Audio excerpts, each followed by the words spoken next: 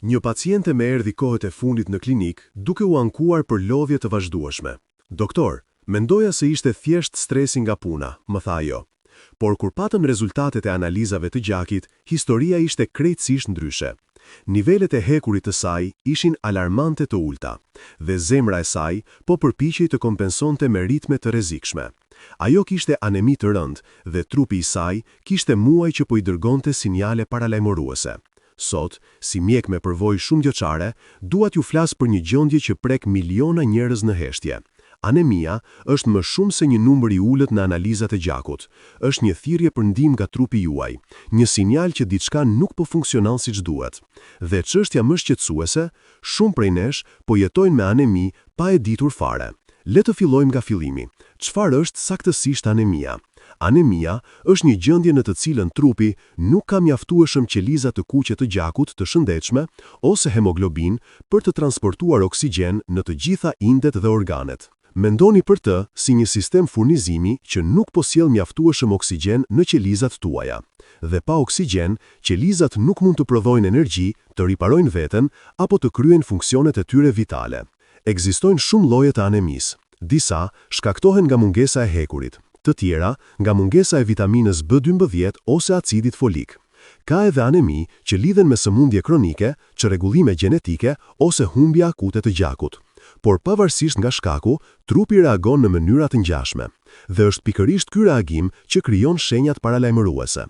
Shumë njerëz pyesin, si mund të kem anemi? Kam ngrënë gjithmonë mirë. Realiteti është se anemia mund të prek cilindo, pavarësisht dietës, moshës ose stilit të jetesës.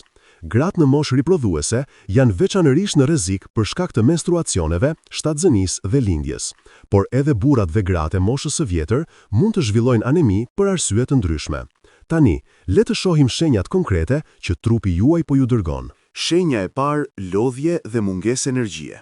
Shenja e parë dhe më e zakonshme e anemisë është lodhja e vazhdueshme që nuk përmirësohet me pushim. Nuk po flasim për atë lodhje që ndihet pas një dite të gjatë pune. Po flasim për një raskapitje të thellë që ju bën të ndjeheni të shteruar që në mëngjes, pavarësisht sa orë keni fjetur. Pacientët më përshkruajnë se ndihen sikur po lëvizin nëpër ujë, sikur çdo veprim kërkon përpjekje të jashtëzakonshme. Kjo ndodh sepse qelizat tuaja nuk po marrin mjaftueshëm oksigjen për të prodhuar energji. Mitokondret, centralet energjetike të qelizave, nuk mund të funksionojnë në mënyrë optimale pa oksigjen të mjaftueshëm. Rezultati, trupi juaj është vazhdimisht në një gjendje të kufizimit të energjisë. Çfarë e bën këtë shenjë veçanërisht rrezikshme është se zhvillohet gradualisht. Njerëzit përshtaten ngadalë duke reduktuar aktivitetet e tyre, duke menduar se është thjesht moshë ose stres. Por sa më gjatë që kjo gjendje vazhdon, aq më shumë dëmtohet cilësia e jetës dhe shëndeti i përgjithshëm. Shenja e dytë, lëkura e zbehtë dhe mukoza. Shenja e dytë është zbehja e lëkurës dhe mukozave, veçanërisht e dukshme në fytyrë, buzë, thonjë dhe pjesën e brendshme të qepallës së poshtme. Si mjek, një nga gjërat e para që kontrolloj kur dyshoj për anemi është ngjyra e mukozave.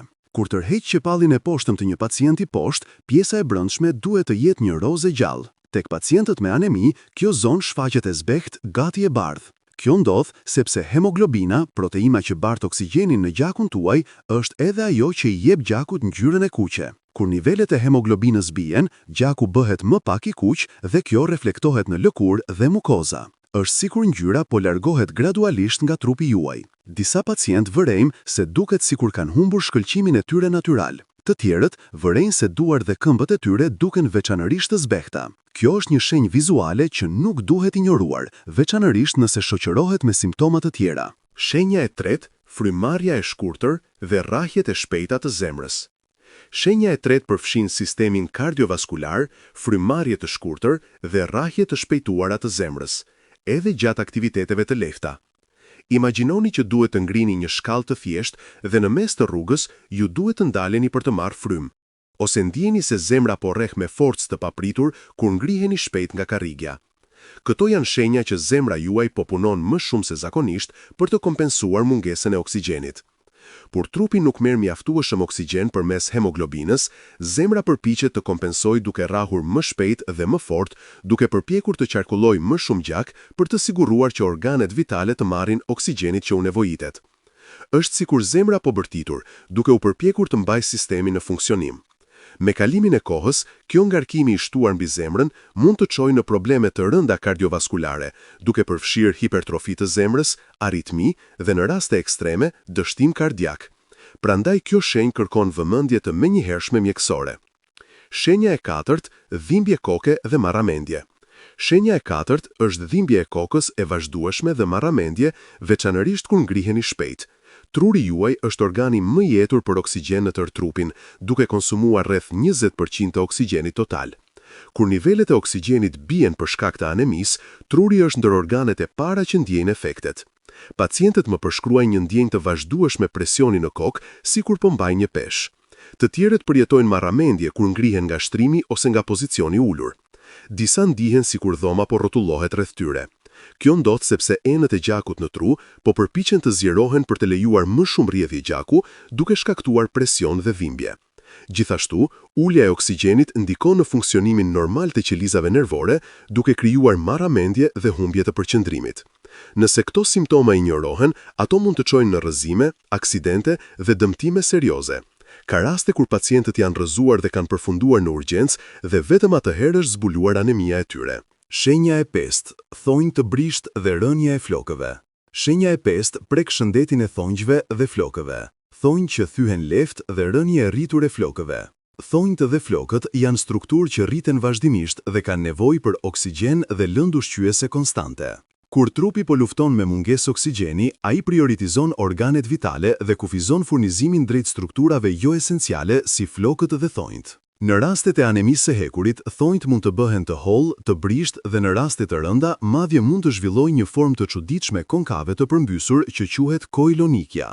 Flokët humbasin shkëlqimin, bëhen të thatë dhe fillojnë të bien në sasi më të mëdha se zakonisht. Shumë nga pacientët e mia gratë vinë të shqetësuara për rënjen e flokëve, duke menduar se është çështje hormonale ose gjenetike. Por kur bëjmë analizat, zbulojmë se është anemia që po shkakton problemin. Lajmi i mirë është se me trajtim të duhur, flokët dhe thonjtë mund të shërohen dhe të rikthehen në gjendjen normale. Shenja e 6, dëshira për të ngrënë gjëra të pazakonta. Shenja e 6 është veçanërisht e çuditshme, një dëshirë fort për të ngrënë substanca jo ushqimore, një gjendje e quajtur pika. Mund të tingëllojë e çuditshme, por është një simptom mjaft e zakonshme e anemisë së hekurit. Pacientët kanë raportuar dëshira të papërshkueshme për të ngrënë akull, argjil, letër, shkumës dhe madje edhe dysheme ose pluhur. Disa thonë se shtypja e akullit midis dhëmbëve u jep një kënaqësi të pazakontë. Shkenca ende nuk e kupton plotësisht pse ndodh kjo, por dyshohet se lidhet me mënyrën se si mungesa e hekurit ndikon në trurin dhe receptorët e shijes. Disa teoria sugjerojnë se trupi po përpiqet instinktivisht të gjejë minerale që i mungojnë.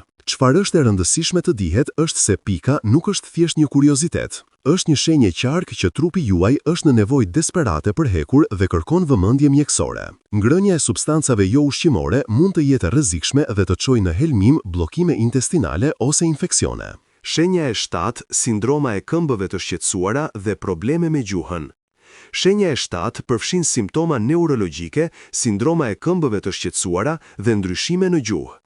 Sindroma e këmbëve të shqetësuara është një ndjenjë e pakëndshme në këmbë që krijon një dëshirë të parezistueshme për t'i lëvizur ato, veçanërisht natën. Pacientët e përshkruajnë si një kërmill, djegje ose tërheqje në thellësi të muskujve të këmbëve që përmirësohet vetëm me lëvizje. Kjo mund të ndërhyjë seriozisht me gjumin dhe cilësinë e jetës.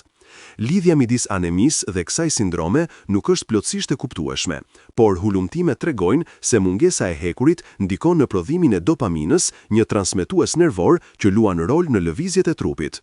Për sa i përket gjuhës, në rastet e anemisë, veçanërisht ato të shkaktuara nga mungesa e vitaminës B12, gjuha mund të bëhet e skuqur, e enjtur dhe e lëmuar, duke humbur strukturën e saj normale me papila të vogla.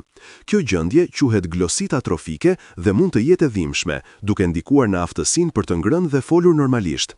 Pacientët gjithashtu raportojnë një ndjenjë djegje në gjuhë dhe gojë, sikur kanë pirë diçka të nxehtë. Këto janë shenja që sistemi nervor po vuajnë nga mungesa e oksigjenit dhe vitaminave thelbësore. Këto 7 shenja janë mënyra me të cilën trupi juaj po komunikon se diçka nuk është në rregull. Por lajmi i mirë është se anemia, kur diagnostikohet herët, është një gjendje plotësisht e trajtueshme. Trajtimi varet nga lloji dhe shkaku i anemisë. Për aneminë e hekurit, suplementet me hekur dhe ndryshimet dietike mund të bëjnë mrekulli. Për mungesën e vitaminës B12, injeksionet ose suplementet orale janë efektive. Në raste më komplekse, mund të kërkohen trajtime të specializuara. Por hapi i parë është gjithmonë i njëjtë, dëgjimi i trupit tuaj dhe kërkimi i ndihmës mjekësore. Një analizë thjesht gjaku mund të zbulojë nëse keni anemi dhe të udhëzojë në drejtimin e duhur të trajtimit. Si mjek, kam parë transformime të mahnitshme, pacientë që ishin të mbërthyer në lodhje kronike që u kthyen plot energji, gra që kishin humbur besinë se do të ndiheshin mirë përsëri, që rifituan cilësinë e tyre të jetës. Çelësi është veprim në kohë. Nëse njohni ndonjë nga këto 7 shenja në veten tuaj ose tek të dashurit tuaj, ju lutem mos hezitoni. Bëni një takim me mjekun tuaj, kërkoni analizat e nevojshme, merrni kontrollin e shëndetit tuaj. Trupi juaj po ju flet, është koha ta dëgjoni. Faleminderit që më dëgjuat sot. Nëse ky informacion ju ka qenë i dobishëm, ndajeni me të tjerët. Shëndeti nuk është dhuratë që e marrim si të mirëqen, është një përgjegjësi që duhet ta kujdesim çdo ditë. Rini të shëndetshëm dhe kujtoni, diagnostikimi i hershëm shpëton jetë.